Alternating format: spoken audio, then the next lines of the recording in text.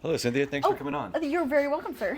All right, y'all. We are sitting down, talking with the coaches about our challenges, hopefully providing some tips and benefits. That's going to go on the whole time. By the way, Are you a cool guy holding your mic? yeah, I'm the host. Don't tell me what to do. And action.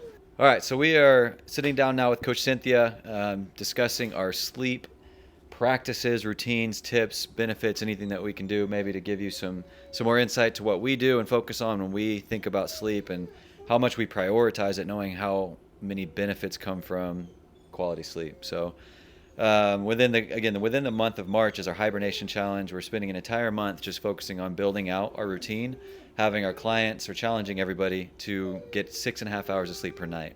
So in total, the month of March, our goal is 200 hours. So however that pans out, that's where we're starting. So let's dive into it. What are your three things? I think, firstly, and I'm going to kind of break this down a little bit, is having some type of decompression routine before bed.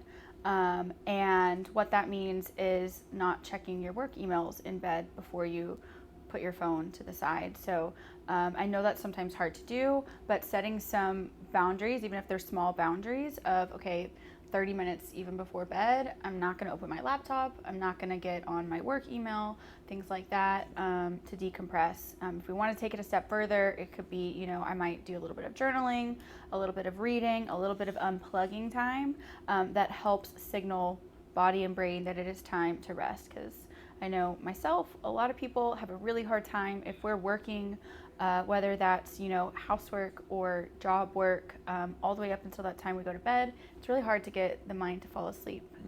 So trying as best as we can. I know people's time is limited, so that's why I say start small, even 15-20 minutes before bed of some type of decompression time to help literally and physically wind down. Yeah, I think that's fantastic. What are you doing specifically? What's one thing that you've started to do that's helped you kind of develop or downregulate?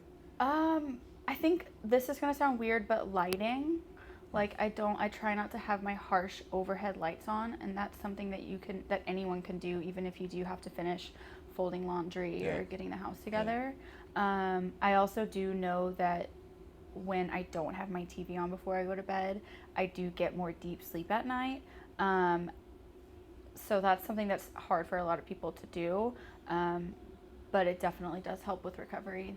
And how do you know that you're getting more deep sleep? My Oura ring. Track it, plug. Uh-huh.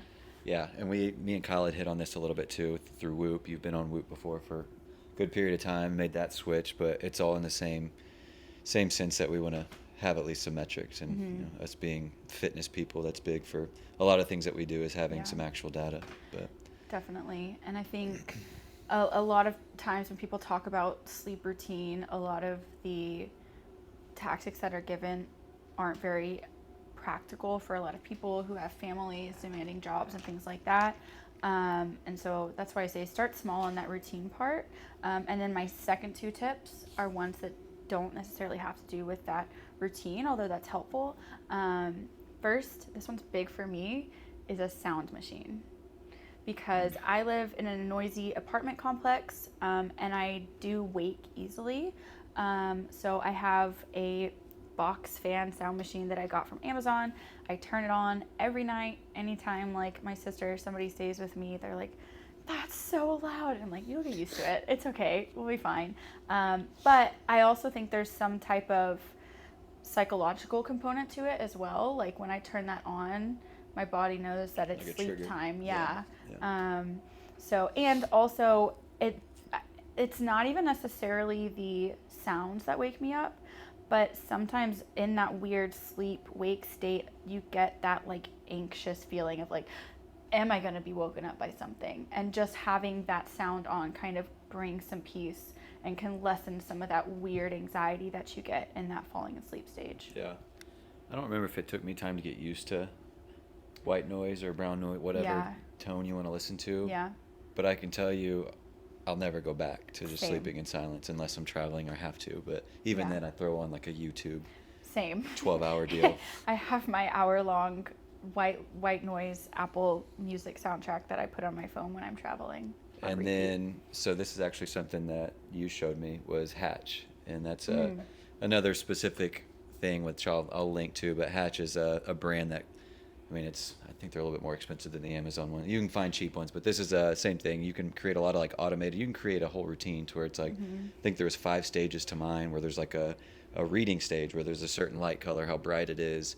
It might have a little bit of like ambient noise in the background. Then it goes to like all right, it's bedtime stage where it's like now a dark different color, and then I'll have like my sleep and even like a wake setting. So it's really cool to play around with. So like a smart alarm clock type thing. Yeah. Oh, and that's what it was, the sunrise. Yeah. So like you and Kyle both hit on lighting.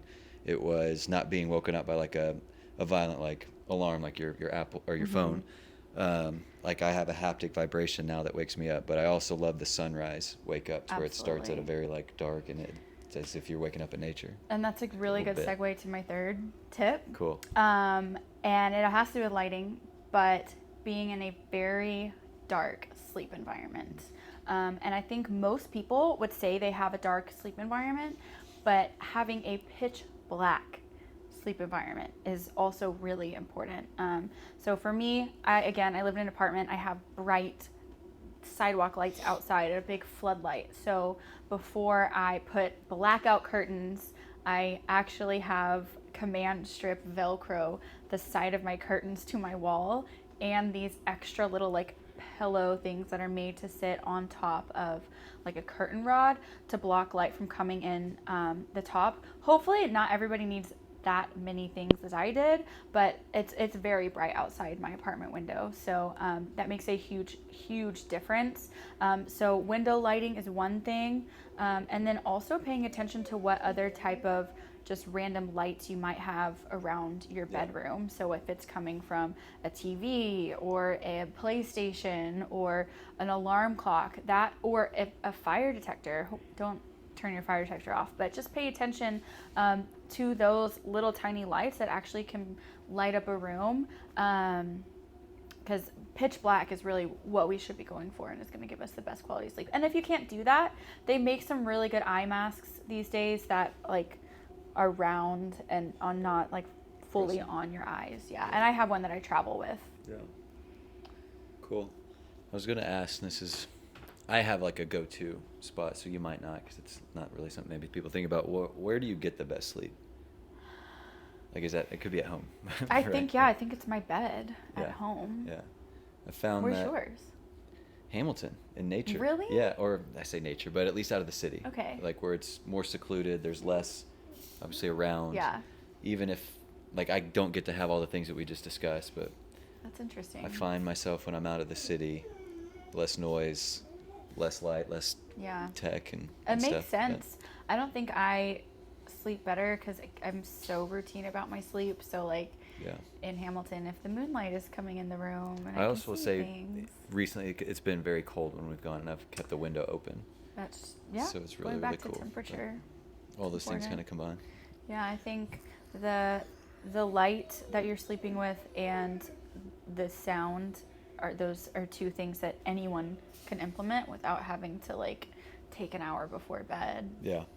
I wanted to keep these shorter, but I do have one more. So what would you, we don't get to speak from experience here, but like what about for parents? Mm-hmm. Like I know you train a lot of moms, at least. I actually, this is going to sound silly, but get your kids involved in your bedtime routine. Get them excited for it. I have a client who has 3 young ones. I think her oldest one is maybe 6. And it is a struggle, right? Because they're going to bed. But you can start teaching them healthy sleep habits from a young age. And as with any habit we're trying to build, we want to make it exciting and rewarding. So maybe there's a specific like juice or tea or something like this is funny, but like a face lotion or something like that, like a candle that you light when it comes to bedtime that can help get them excited to simmer down, and also kind of let them know that, okay, it's bedtime and it's time for mom and dad to go to bed and get rest too. Yeah. Cool. Anything else you want to add to the sleep conversation? As with anything, it's just got to be priority for it to improve. Yeah. It's important. If you're not sleeping, but you're doing everything else perfect, which probably wouldn't happen if you're not sleeping, but you're not going to feel good or see any of the results that you want to see. So start with sleep. Yep. Cool. Cool.